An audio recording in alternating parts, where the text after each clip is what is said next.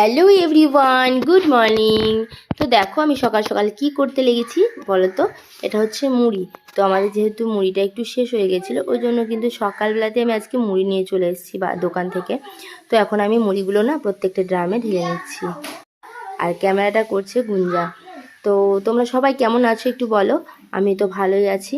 তো আমি আশা করব তোমরাও অনেক অনেক ভালো আছো। আর তোমরা আমাকে প্রচুর প্রচুর ভালোবাসা দিচ্ছ, তার জন্য তোমাদের অনেক অনেক ধন্যবাদ, অনেক অনেক ভালোবাসা। তো সকাল সকাল আমি কিন্তু কাজকর্ম সবই সেরে নিয়েছি। আর গুঞ্জার যেহেতু পরীক্ষা আছে, গুঞ্জাকে আবার স্কুলে দিতে যেতে হবে, ওদিকে আমি কিন্তু রান্না বান্না একটু বসিয়ে দিয়েছি, মানে ভাতটাই শুধু বসিয়েছি। তারপর গুঞ্জাকে স্কুলে নিয়ে যাব। এই যে আমার গুঞ্জা মায়ের আজকে থেকে পরীক্ষা স্টার্ট হয়ে গেল। সবাই আশীর্বাদ করো আমাদের গুঞ্জা সোনাকে যেন ভালো করে পরীক্ষা দিতে পারে। তাই তো গুঞ্জা বাবু, আজ থেকে পরীক্ষা শুরু হলো। তো যেহেতু মা বাড়িতে নেই, ওই জন্য আমি দিতে যাচ্ছি। মা থাকলে মাই যেত। তো চলো আমি এখন স্কুলে যাই, তারপর ঘর চেঞ্জ করবে। সেই মাধ্যমিক পরীক্ষাতে ঠিক যেরকম ঘর চেঞ্জ করে না, ওদের স্কুলেও ঠিক ওটাই হয়। বেশ ভালো লাগে, ছোটো থেকে অভ্যাসগুলো হয়ে থাকবে। ওদের স্কুলের নিয়মটা বেশ সুন্দর। আমাদের যেরকম মাধ্যমিক পরীক্ষার সময় ওটা হতো, মানে ছোটোটা হতো না, মাধ্যমিক পরীক্ষাতে একমাত্র হয়েছিল ঘর চেঞ্জ করা। তো সেই সেম পদ্ধতি ওদেরও। এক ক্লাসে সব স্টুডেন্টরা বসতে পায় না, মানে কিছু কিছু করে ভাগ করে দেয়, মাঝে অন্য স্টুডেন্ট ভরে দেয়, ক্লাস 4 এরকম ধরনের ভরে দেয়। তো নিয়মগুলো বেশ ভালো লাগে। তবে এখন স্কুলে দিয়ে আসি, ঠিক আছে, আবার পরে দেখা হচ্ছে। তারপর ওকে স্কুলে দিয়েছে। দেখো আমি রান্না বান্না বসিয়ে দিয়েছি। আজকে কি রান্না করব? আজকে রান্না করব এঁচোড়ের তরকারি।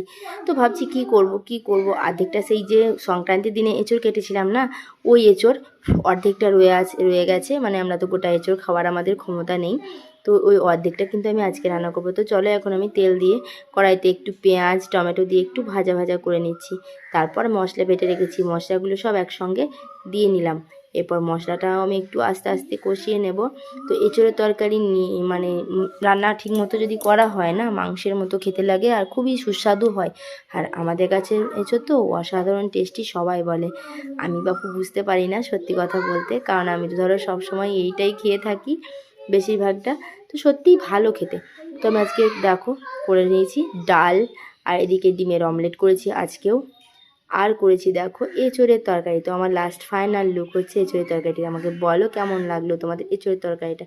তারপর আজকে আর সেরকম ভিডিও ক্লিপ নিইনি, যেহেতু আজকে আমার মোবাইলে রিচার্জ শেষ হয়ে গেছিলো। আর আমার রিচার্জ করে দেয় আমার দেওর মোবাইলে। তো আমি আমার দেওরকে বললাম যে লাইভ করতে গিয়ে দেখছি আমার রিচার্জ শেষ, যা আর লাইভ আজকে আর করা হয়নি।